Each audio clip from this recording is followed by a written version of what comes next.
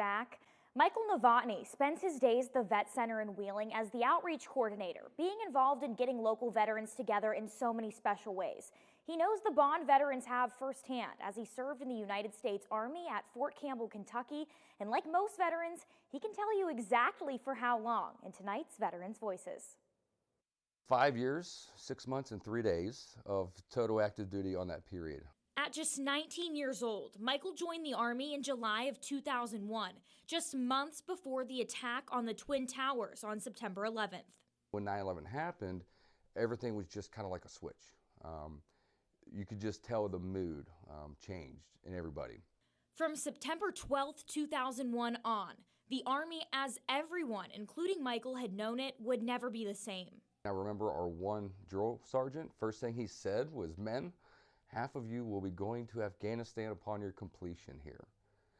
And I just thought to myself, well, no, that's not going to happen. I just got here. To his surprise, his next move was making the phone call that no parent ever wanted to hear. "Hey, Mom, Dad, I'm going to Afghanistan." Before he knew it, Michael was flying to Germany, where he saw President Bush's speech at the time of the invasion in person. No one had any idea what was to come next. Getting on that final plane, and we did what they called a combat landing, where we were spiraling down into the airport in Kandahar, and we flew in at nighttime. So we got there, and we didn't know what to expect. They're telling us to, load up our magazines, lock and loads.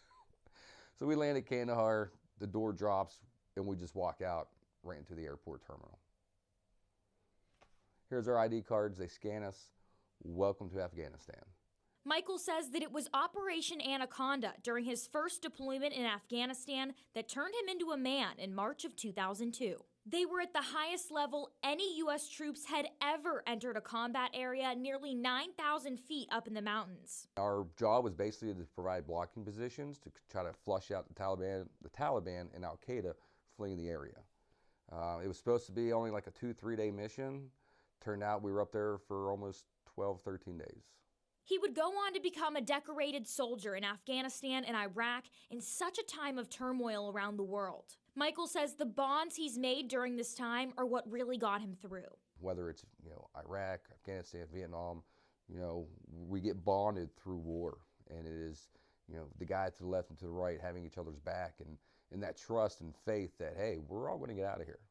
Because at the end of the day, it's us or them, and our mentality was, we're going home. It's these connections that led him to the Vet Center in Wheeling to continue his service in a different way for the community. I know how hard it can be to navigate the VA system itself, and just in general with life, working on things and the readjustment process, leaving the military, coming back, trying to figure things out.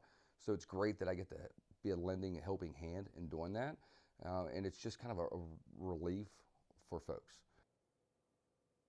Michael encourages any veteran in need of assistance to reach out to the Vet Center and get the support they need.